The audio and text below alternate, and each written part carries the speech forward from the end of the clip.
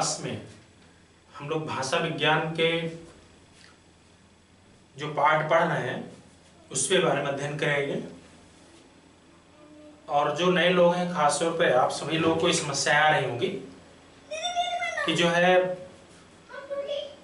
किसी भी क्लास को आप देखते होंगे तो आपको नया लगता होगा, लेकिन ध्यान देंगे आप लोग जैसे जैसे क्लास पढ़ाए जा रहे हैं आप लोग पहले टीजीटी पीटी पाठ्यक्रम पे अध्ययन करेंगे। तो टीजीटी पीटी का जो पाठ्यक्रम एक वीडियो में पढ़ाया गया है उसको खूब अध्ययन करेंगे ताकि आपको क्लियर हो जाएगा कौन कौन से हेडिंग या किस टॉपिक पे चर्चा की जा रही है। तो 2-4 बार 5 बार सिलेबस को पढ़ते रहेंगे। तो हम भाषा विज्ञान टॉपिक पे हम लोग चर्चा कर रहे हैं। तो भाषा विज्ञान वहां बताया गया होगा पूरा पाठ्यक्रम, जिससे बताया गया होगा भाषा क्या है, भाषा की विशेषताएं क्या है, भाषा की प्रकृति क्या है, ठीक है, भाषा के विविध रूप क्या है, या फिर हिंदी भाषा का उद्भव कैसे हुआ। फिर उसमें काल विभाजन बताया गया भाषा विज्ञान का, जिसमें प्राचीन भारतीय आर्य भाषा, मध्यकालीन भारतीय आर्य भाषा, आधुनिक भारतीय आर्य भाषा। फिर मध्यकालीन में पाली भाषा, प्राकृत भाषा और आज मैं अपभ्रंश भाषा की चर्चा कर रहा हूं। तो आप उस पाठ्यक्रम को देखेंगे।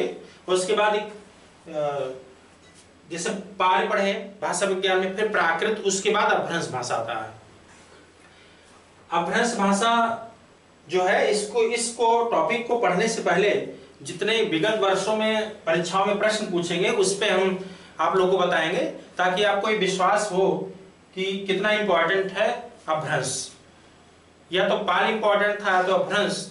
तो देखेंगे हम पहले क्वेश्चन आपको दिखाएंगे अपभ्रंश भाषा से कैसे कैसे क्वेश्चन पूछे गए हैं, टीजीटी कैसे पूछा गया, पीजीटी कैसे पूछेंगे, डायट प्रवक्ता कैसे पूछा गया, या जीआईसी प्रवक्ता या जीडीसी यानी राष्ट्रीय डिग्री कॉलेज में कैसे प्रश्न आए, यूजीसी में कैसे प्रश्न पूछे गए हैं, मानवीय शिक्षा सेवा चयन बोर्ड के पीजीटी में कैसे आ रहे हैं। तो हम सारे प्रश्नों को आपके सामने जो है पहले प्रश्नों का बताएंगे, इसके उत्तर को, इस प्रश्न को सॉल्व करेंगे, उसके बाद जो है तब अपभ्रंश भाषा के बारे में बताएंगे। इससे आपको अच्छी तैयारी हो सकती है, क्लियर हो जाएगा क्वेश्चन कैसे आ रहे हैं। तो पहले हम इसको पढ़ा करके ना पहले प्रश्नों पे चर्चा करेंगे, तो इसके बाद अपभ्रंश भाषा के बारे में चर्चा करेंगे। तो ध्यान देना है, माध्यमिक शिक्षा सेवा चयन बोर्ड के पीजीटी 2016 के विज्ञापन में जो इसमें वर्तमान में इसका साक्षात्कार आने वाला है, इसमें से एक प्रश्न पूछा गया। जैसे अपभ्रंश भाषा है, इसकी समय सीमा पिछले क्लास में बताए जा चुके हैं 500 ईस्वी से 1000 ईस्वी। तो देखेंगे 2016 में प्रवक्ता में प्रश्न पूछा गया, इनमें से अपभ्रंश भाषा का काल कौन सा है। तो अपभ्रंश भाषा काल देखिए, एक विकल्प है पहला 1000 ईसा पूर्व से 500 ईस्वी तक, ये गलत है। 1500 ईसा पूर्व से 500 ईस्वी पूर्व तक, फिर 500 ईसा पूर्व से 100 ईस्वी तक, फिर 500 ईस्वी से 1000 ईस्वी तक। आप ध्यान देंगे अपभ्रंश भाषा हम लिखे हैं, इसके ब्रैकेट में लिख भी दिए हैं 500 ईस्वी से 1000 ईस्वी। तो आपको देखिए इस विकल्प में 500 ईस्वी से 1000 ईस्वी तक दिया हुआ है, यही प्रश्न हमारा सही हो गया जो है। तो ये चयन बोर्ड का क्वेश्चन है इस साल का। फिर देखेंगे दूसरा प्रश्न, ये डायट प्रवक्ता का है, 2014 का प्रश्न। इसमें पूछा गया था, आधुनिक भारतीय आर्य भाषाओं के उदय के पूर्व आर्य भाषा का कौन सा रूप विद्यमान था। आधुनिक भारतीय आर्य भाषाओं के उदय के पूर्व आर्य भाषा का कौन सा रूप विद्यमान था। तो इसमें एक ऑप्शन है संस्कृत, पाल, प्राकृत, अपभ्रंश। इसका उत्तर होगा अपभ्रंश। अपभ्रंश इसलिए होगा क्योंकि आपने जो काल विभाजन पढ़ा, इसका प्राचीन भारतीय आर्य भाषा, मध्यकालीन भारतीय आर्य भाषा, आधुनिक भारतीय आर्य भाषा। तो इन्होंने मध्य में क्या आता था, पाली, प्राकृत, अपभ्रंश, और प्राचीन में क्या था, संस्कृत था। तो प्राचीन का संस्कृत हो गया, मध्य में पाल, प्राकृत हुआ और अपभ्रंश कहा गया। तो मध्य है, तो इन्होंने ये कह दिया पूर्व की बात की। तो आधुनिक भारतीय आर्य भाषाओं के उदय के पूर्व आर्य भाषा का कौन सा रूप विद्यमान था। आधुनिक के पूर्व, तो अपभ्रंश हम लगाएंगे। ये प्रश्न हमारा, इस प्रश्न का उत्तर अपभ्रंश सही हुआ। इसी तरह आधुनिक भारतीय भाषाओं का विकास किससे हुआ? एक केवीएस प्रवक्ता 2014 में प्रश्न पूछा गया, केंद्रीय विद्यालय संगठन प्रवक्ता में आया कि आधुनिक भारतीय भाषाओं का विकास किससे हुआ है। तो किससे हुआ, तो पहले प्राचीन भारतीय भाषा, फिर मध्यकाल, फिर आधुनिक। तो किससे हुआ, तो प्राचीन में यानी ये देखेंगे अवधि, खड़ी बोली, ब्रज, ये तो अपभ्रंश के बाद के हैं। तो अपभ्रंश आधुनिक भारतीय भाषाओं का विकास किससे हुआ? अपभ्रंश से हुआ। ये प्रश्न इस प्रश्न का उत्तर हुआ अपभ्रंश। इसी तरह अपभ्रंश भाषाओं का विकास हुआ है, ये राजकीय डिग्री कॉलेज का प्रश्न है जीडीसी में 2008। अपभ्रंश भाषाओं का विकास हुआ है संस्कृत भाषा से, पाली भाषा से, दर्द भाषा से, प्राकृत भाषा से। तो ध्यान देंगे, पहले आएगा संस्कृत, फिर पाल, फिर प्राकृत, फिर तो प्राकृत के बाद फिर अपभ्रंश आएगा। तो अपभ्रंश का विकास पूछे तो हम प्राकृत भाषाओं से, इस पे विकल्प सही होगा, चौथा ऑप्शन जो है। अगला देखेंगे, अपभ्रंश की उत्तरकालीन अवस्था का नाम क्या है? ये यूजीसी 2012 जून में पूछा गया था। अपभ्रंश की उत्तरकालीन अवस्था, चूंकि मैं आपको सिर्फ प्रश्न से परिचित करा रहा हूं, और जब इस टॉपिक को पढ़ेंगे तो अपने आप क्लियर होने लगेगा। तो अपभ्रंश की उत्तरकालीन अवस्था का नाम है, तो अपभ्रंश की उत्तर कह रहे हैं, उत्तर यानी बाद के, पूर्व में संस्कृत है, पाल है, प्राकृत है। अब देखिए अपभ्रंश की उत्तरकालीन, अपभ्रंश के बाद यानी अपभ्रंश को अवहट्ट, अवहंस, अवहत भी कहा गया। तो हमारा विकल्प यहाँ जो है अवहट्ट सही होगा, क्योंकि अपभ्रंश को ही अवहट्ट कहा गया है, अवहट्ट। तो हमारा विकल्प जो है इस उत्तर का, इस प्रश्न का उत्तर 4 नंबर सही होगा, अवहट्ट। अपभ्रंश में कुल कितने स्वर थे? अपभ्रंश में कुल 8 स्वर थे, 8, ये उत्तर सही हुआ। तो देख रहे हैं आप लोग कितना इंपॉर्टेंट है कि government degree college, UGC, diet प्रवक्ता, माध्यमिक शिक्षा सेवा चयन बोर्ड की पीजीटी परीक्षाओं में ऐसे प्रश्न पूछे जा रहे हैं, केंद्रीय विद्यालय संगठन में पूछे जा रहे हैं। तो ये प्रश्न देख रहे हैं कितने इंपॉर्टेंट हो सकते हैं कि हर परीक्षाओं में पूछा गया है। तो हमको ऐसे भ्रंश भाषा के बारे में अध्ययन करना है जो कोई भी परीक्षा हो, हर परीक्षाओं में हम प्रश्न कर सकते हैं। अगला प्रश्न 7वां नंबर है, ये राजकीय डिग्री कॉलेज में भी प्रश्न पूछा गया था। ब्रज भाषा का आधार भाषा रही है, ब्रज भाषा का आधार भाषा रही है महाराष्ट्रीय भ्रंश, सौरसेनी भ्रंश, अर्धमागधी भ्रंश, नागर भ्रंश। तो हम लोग जो है इस पे सौरसेनी भ्रंश लगाएंगे, इसका उत्तर यही सही होगा। और दूसरी बात यह है कि जो ब्रज भाषा है, जब हम लोग पढ़ेंगे भ्रंश भाषा तो उसके भेद किए गए, सौरसेनी भ्रंश, अर्धमागधी भ्रंश, मागधी भ्रंश, खस भ्रंश, महाराष्ट्रीय भ्रंश, ब्राह्मण भ्रंश। तो वो भ्रंश से फिर कुछ भाषाओं का विकास हुआ, फिर भाषाओं से बोलियों का विकास हुआ। तो टॉपिक हम लोग पढ़ेंगे, क्योंकि ये सौरसेनी भ्रंश से पश्चिमी हिंदी का विकास हुआ। पश्चिमी हिंदी में ब्रज भाषा, खड़ी बोली और कन्नौजी, बुंदेली, हरियाणवी सब बोलियां आती हैं। तो ये पूछा ब्रज भाषा का आधार भाषा क्या रही? सौरसेनी भ्रंश से उत्तर सही हुआ। हिंदी ऐसे आप सुनते रहेंगे और इसके बाद जो हम पढ़ाएंगे बहुत अच्छा समझ में आएगा। हिंदी खड़ी बोली किस अपभ्रंश से विकसित हुई है? तो हिंदी खड़ी बोली किस अपभ्रंश से विकसित हुई है?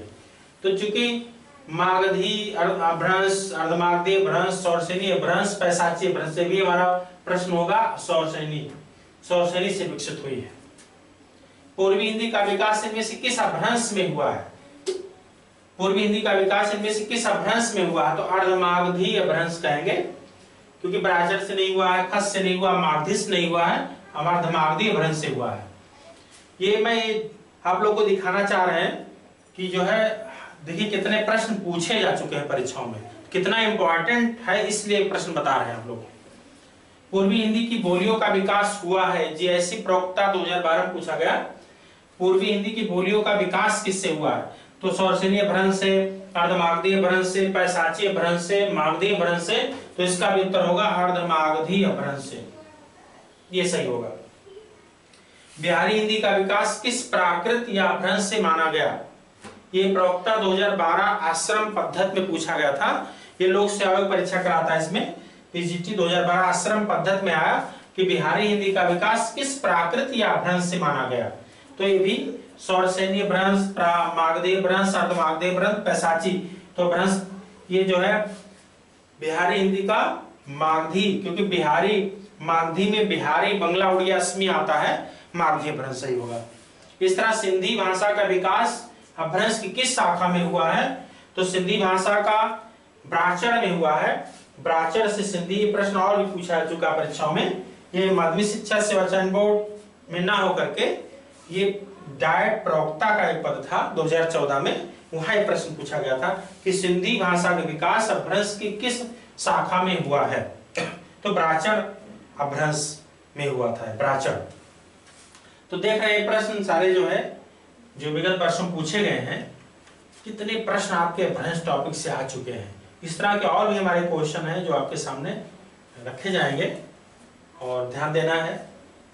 जब भी कभी अपभ्रंश टॉपिक को ना समझ में आए प्रश्न को देखते रहिए, फिर प्रश्न देख करके रेफरेंस देखेंगे, इससे क्लियर हो जाएगा। प्रश्न नंबर 13 है इसमें, निम्नलिखित में से किस भाषा का विकास सौरसेनीय भ्रंश से हुआ। निम्नलिखित में से किस भाषा का विकास सौरसेनीय भ्रंश से हुआ। अब देखिए भ्रंश से प्रश्न यहां भी पूछा गया है। तो सौरसेनीय भ्रंश से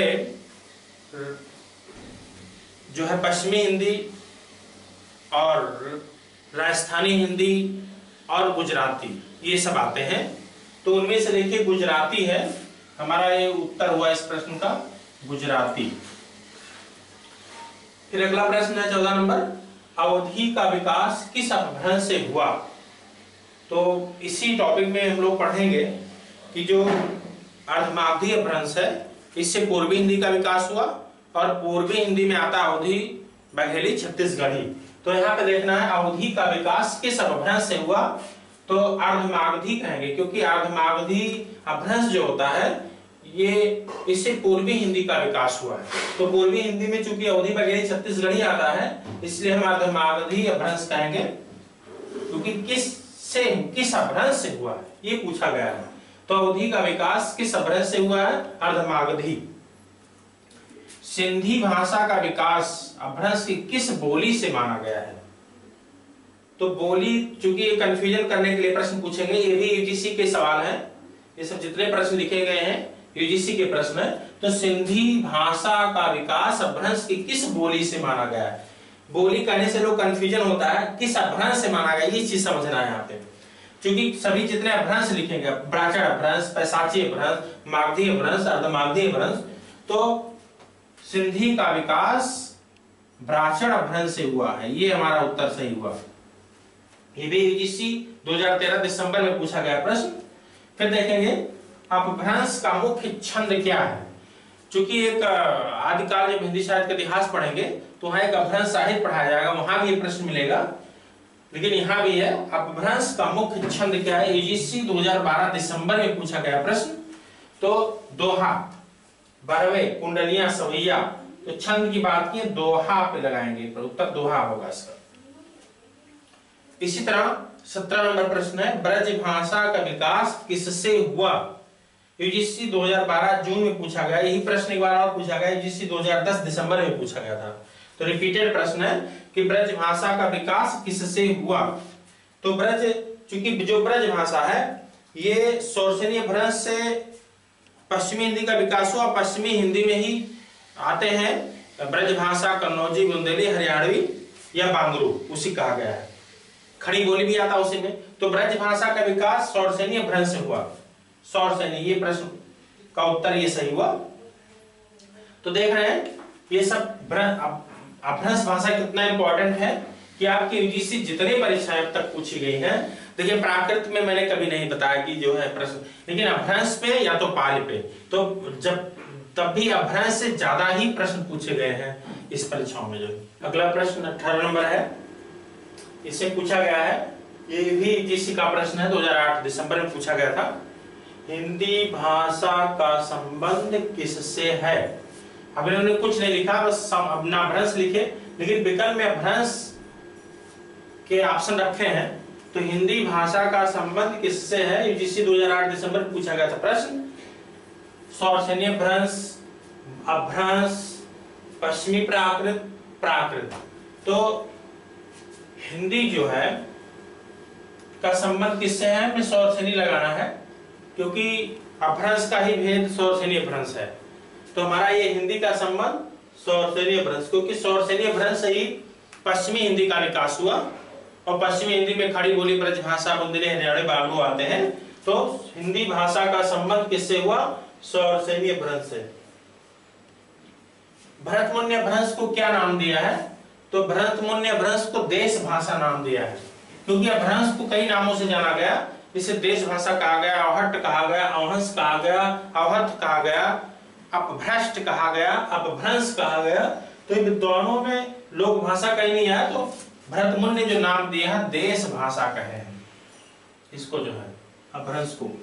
हिंदी भाषा के उद्भव विकास का सही क्रम क्या है, ये यूजीसी में भी ऐसे प्रश्न आते हैं, लेकिन टीजीटी की परीक्षा में, माध्यमिक शिक्षा सेवा चयन बोर्ड टीजीटी की परीक्षा में प्रश्न पूछा गया 2005 में। अब देखिए प्रश्न तो बहुत बड़े हैं, क्योंकि प्रश्न यहां से लेकर के इतना बड़ा प्रश्न, कभी कभी लोग प्रतियोगी जो है परीक्षा हाल में हल करते हुए घबरा जाते हैं ऐसे प्रश्नों से, लेकिन ऐसे प्रश्नों से आपको घबराना नहीं है।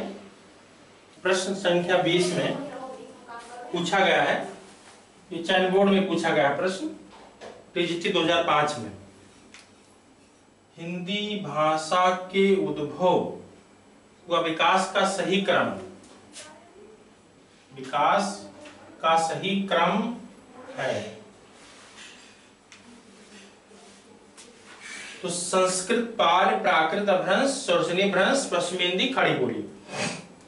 आप देखते होंगे जब काल विभाजन बताया गया था भाषा विज्ञान का, तो इसमें प्राचीन भारतीय भाषा, मध्यकाल भारतीय भाषा, आधुनिक भारतीय भाषा। तो प्राचीन में वैदिक संस्कृत, लौकिक संस्कृत, यानी प्राचीन वाला संस्कृत हुआ, उसके बाद मध्य में पाल, प्राकृत, अभ्रंश। तो देखिए मध्य तक है, और अभ्रंश के भेद उसके बाद, अभी चूंकि हम अभ्रंश पढ़े नहीं है, तो अभ्रंश के भेद है शौर्सनीय भ्रंश, फिर शौर्सनीय भ्रंश से पश्चिमी हिंदी का विकास हुआ, फिर उस पश्चिमी हिंदी में खड़ी बोली आती है, क्योंकि पश्चिमी हिंदी से जो बोलियों की उत्पत्ति हुई, खड़ी बोली, ब्रजभाषा, कन्नौजी, बुंदेली, हरियाणवी या बांगरू, इन 5 बोलियां, क्योंकि खड़ी बोली को कौरवी कहा गया, हरियाणवी को ही बांगरू कहा गया। तो 5 बोलियों की उत्पत्ति हुई थी। तो देखा ना, हमारे प्रश्न पहला ही सही है, इस प्रश्न का जो उत्तर सही होगा पहला ही सही है, क्योंकि देखिए दूसरे वाले में संस्कृत है, फिर पाल नहीं प्राकृत कर दिए हैं, क्योंकि इस क्रम जो होता है हमारा संस्कृत बाद पाल होना चाहिए, और फिर उन्हें प्राकृत किया फिर पाल कर दिया यहाँ पे, तो इसलिए हमारा प्रश्न गलत हो रहा है। दूसरा, तीसरा देखिए संस्कृत के फिर पाल किए, फिर प्राकृत, फिर अभ्रंश, फिर यहाँ खड़ी बोली कर दिया गया, जो कि शौर्सनीय भ्रंश होना चाहिए था, तब पश्चिमी हिंदी होना चाहिए, खड़ी बोली होना चाहिए था, ये भी प्रश्न गलत हो गया, क्योंकि संस्कृत, पाल, प्राकृत, अभ्रंश, फिर शौर्सनीय भ्रंश होना चाहिए था, उसी का भेद है भ्रंश का। इन्होंने डायरेक्ट खड़ी बोली लिख दिया, ये भी प्रश्न गलत हुआ। पाल, प्राकृत, अभ्रंश, फिर देखिए संस्कृत कर दिया है बीच में, जो पहले होना चाहिए था, ये भी प्रश्न गलत है, इसमें विचार करने लायक नहीं। जबकि यहाँ पे देखेंगे संस्कृत, पाल, प्राकृत, अभ्रंश, फिर उसी के भेद शौर्सनीय भ्रंश, फिर उससे जो विकास हुआ है वो भाषा का पश्चिमी हिंदी, फिर पश्चिमी हिंदी के अंतर्गत खड़ी बोली, ये हमारा प्रश्न सही हुआ। इसी तरह एक और प्रश्न आया है चयन बोर्ड में, और 2003 प्रवक्ता में, हरियाणवी या बांगरू। देखिए हरियाणवी को ही बांगरू कहा जाता है, ये बोली है पश्चिमी हिंदी की, किस अभ्रंश से विकसित हुई। तो देखिए हरियाणवी या बांगरू ये पश्चिमी हिंदी की बोली है, जैसे खड़ी बोली, ब्रजभाषा, कन्नौजी, बुंदेली, हरियाणवी। अब वो पश्चिमी हिंदी विकास किससे हुआ, शौर्सनीय भ्रंश से। अब देखिए यहाँ पे हरियाणवी का या बांगरू किस अभ्रंश से विकसित हुई, तो शौर्सनीय भ्रंश दिखा कि उसकी पहले पश्चिमोत्तरी कर दिए हैं, तो हमारा प्रश्न नहीं होगा पश्चिमोत्तरी शौर्सनीय भ्रंश। आप टेक्स्ट बुक में पढ़ेंगे तो मिलेगा, और तो मागधी नहीं है, नागर अभ्रंश नहीं है, मागधी नहीं है। तो देखिए जितने प्रश्न परीक्षाओं में पूछे गए लगभग हमने ज़्यादा से ज़्यादा आप लोग को प्रयास किए बताने का, इस तरह के क्वेश्चन पूछे जा रहे हैं परीक्षाओं में। अब हम लोग चर्चा करेंगे अपभ्रंश भाषा पे।